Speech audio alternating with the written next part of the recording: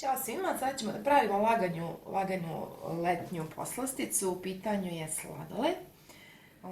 Ovaj recept vam je sigurno najneobičniji recept koji ćete da vidite, s obzirom da se radi bez šećera i pravi nutricionistički recept za sladoled. Ono što nam treba je 400 g voća. Voće, gledajte da bude smrznuto pa da odstoji jedno pola sata. Ja sam uzela jagode, možete uzeti bilo koje voće.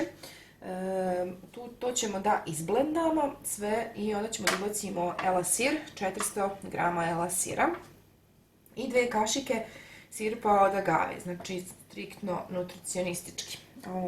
I kad to sve izblendamo, ubacimo u jednu posudu i sve to stavimo u zamrzivač. A nakon toga ćemo da pravimo Nutella krem, tako da možemo da počnemo. Nutella krem ću vam objasniti u drugom snimku, tako da možemo počnemo tako što ćemo da izblendamo prvo ove jagode. Vi ako imate blender, koristite blender, ja nemam pa ću ovako koristiti.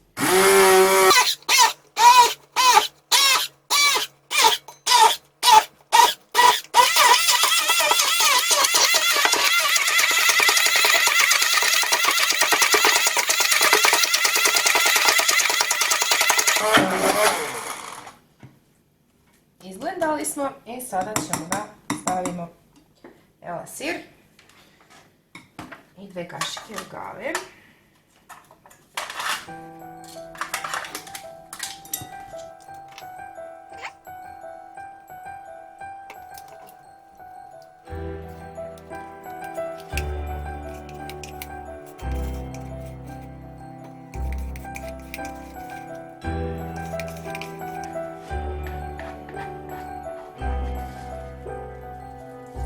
Umjesto elasira možete da koristite bilo koji nemasni i neslavni sir.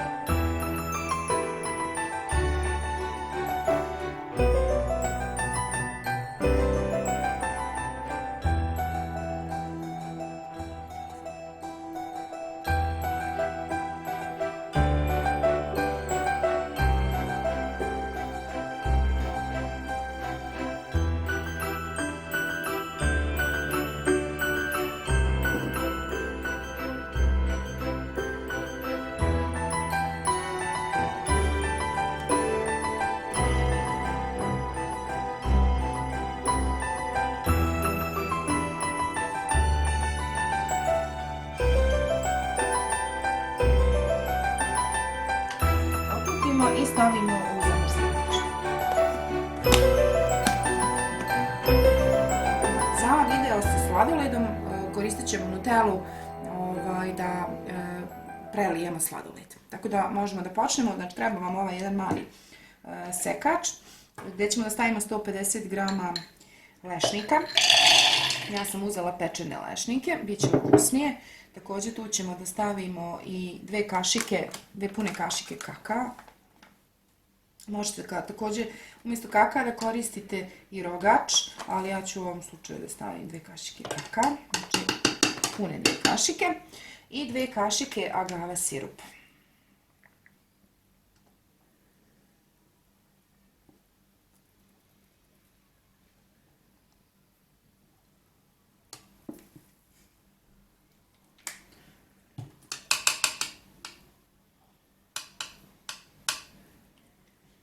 To ćemo da poklopimo i da dobro izmiksamo.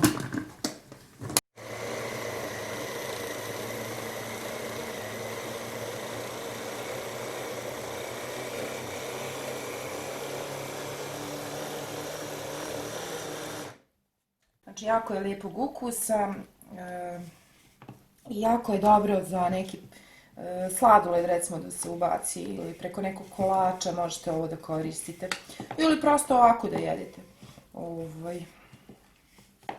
Možete recimo staviti u ovsene pahuljice Kako god vam odgovara. Ja ću da stavim sad sve u jednu teglicu i to ćemo da držimo u kuhinji, u visećoj. Ne morate držati ni u frižideru.